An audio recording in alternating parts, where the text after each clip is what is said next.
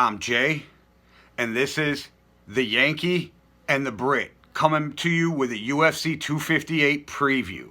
But first, cue the intro. Alright guys, I'm Jay. I'm obviously the Yankee. Today we're Britless because the Brit is over in England locked down right now. But I wanted to come at you with a UFC 258 preview because once again, Dana White, the mad scientist, has put together an amazing card. And this card is really amazing for the casual fan or the hardcore fan, because there's some big names for the casual fan, and there is some great fights from contender series fighters that the casual fan may not know, but us hardcore MMA fans are excited to see. But first, let's get to the first fight of the main card. Both are contender series fighters, Pitolo versus Marquez. This will be the first time that Marquez has been in the octagon since The Ultimate Fighter 27. After sustaining a major body injury, he had been sidelined. And then he was scheduled for another fight, which was canceled due to his opponent pulling out with weight issues. And Marquez won his contract on the contender series with a nasty head kick knockout. Pitolo, though, is 1-3 after getting his contract from the contender series in the UFC, and he's on a 2-fight skid, and he's really just fighting to stay in the UFC. But what's going to make this great is both of these guys have a bunch to gain from this fight, and a loss will set them back. And for Pitolo, he might even be out of the UFC. He loses another one. So it's always exciting when you have a bunch to gain from two fighters and a bunch to lose. And both these guys want to be in the UFC, and Marquez wants to make a run and become a contender. Both guys are getting up in age, so this should be a really good fight, and I'm super excited. Like I said, Dana White never ceases to amaze me with the great fights they figure out how to put on, and I just can't wait for this whole card. But let's move on to the second fight on the main card. This one's got me really excited. Munoz Rivera should be really exciting. Rivera has 7 wins in the UFC over guys like Uriah Faber, John Dodson. Rivera won the split decision the last time these guys met. So he, again, wants to win it again to prove that it wasn't a fluke or a bad decision. Whereas Munoz has back-to-back losses. But he does have a KO over a guy, if you all know him, Cody No Love Garbrandt. So this dude can fight. He was on a 3-fight winning streak until back-to-back decision losses. Munoz, the young Punisher, wants to right the ship and get back into title contention and prove that that split decision was a fluke. This fight should be exciting. These guys are going to get after it. Let's go. All right, guys, on to fight 3 on the main card. Right, we only went through the first 2 fights, and I'm already excited. The third fight on the main card, though, should be a banger.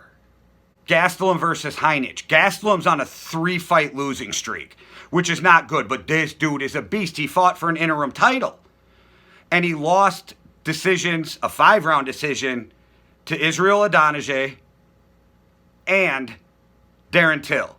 2 guys who can fucking fight, so there's no shame in losing to guys like that. But on a 3-fight skid, you're almost on your way out the UFC. So Gastelum's fighting to stay in the UFC, get his career back on track, where Heinisch is taking a huge step up from the contender series fighter that he is, up to a guy like Gastelum. And if he can win this fight, then he's setting his career up for an upward trajectory and hopefully getting his name up into the top 10 and then for a title fight. So a lot to gain for both of these guys, and Gastelum might be out the UFC if he loses again. So for the casual fan, this is a great fight, and for the hardcore MMA guys, you understand what's on the line for these dudes. You couldn't ask for a better fight for this card, and we're not even to the co-main event and the main event yet. I am so excited. I know I keep repeating that, but UFC 258 is going to be one of the best fight cards of the year. Trust me on that. We're going to have some great fights. Watch me end up looking like a fucking idiot after saying that, right? And we have people who are going to throw down. And like I said, it's great for the casual fan, and it's great for the hardcore MMA fan. Dana White, love you for this. Big props. All right, now to the co-main event. Barber versus Grosso.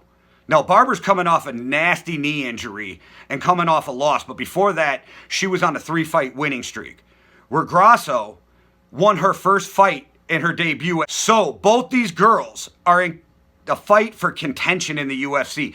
Both of them want to be in championship talks. They both want that belt. Both these girls are going to go out there. They're going to bust their ass. They're going to beat the shit out of each other because both of them want it.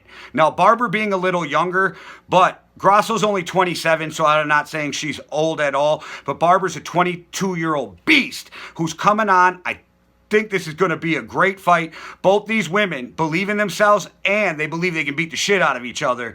So this should be exciting, great fight for the co-main event. And if you don't know who these ladies are, after next Saturday, you will.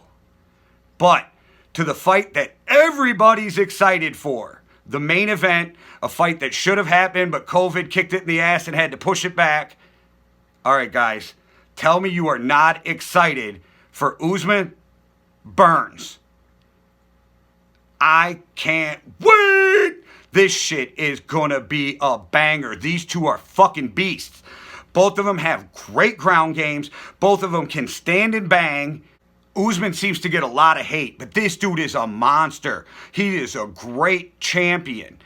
He's on a 12-win streak. Think about that. 12 wins in a row in the UFC at the top of the division. This guy is a fucking monster. Don't let their age fool you. They can still fight. This is going to be great. They used to be fucking teammates. And if you've watched Usman over the years, he started out as a pure wrestler. But then he got into kickboxing, and this dude can bang. His jiu-jitsu's got on point. He's really come along and changed his game. This is why he's a champion. He's well-rounded. A guy who started as a pure wrestler and now is very well-rounded, has just been fucking murking dudes. He handled a great wrestler in Tyron Woodley without a problem. He stood up to a great striker in Kobe Covington and dropped his fucking ass. This dude can fight anywhere, and I cannot wait to see these two dudes bang.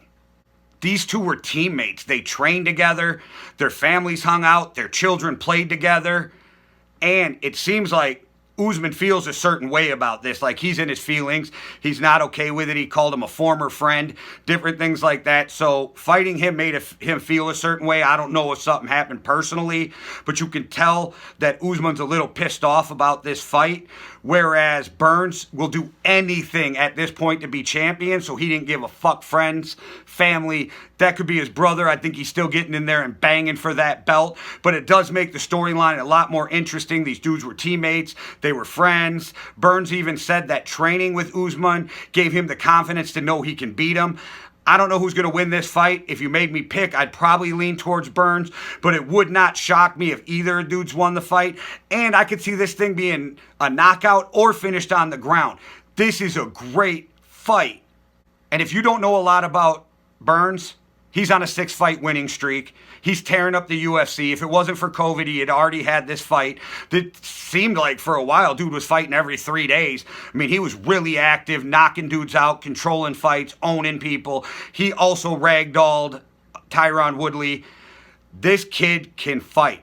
And most people don't know this because he is a world-class Brazilian jiu-jitsu fighter.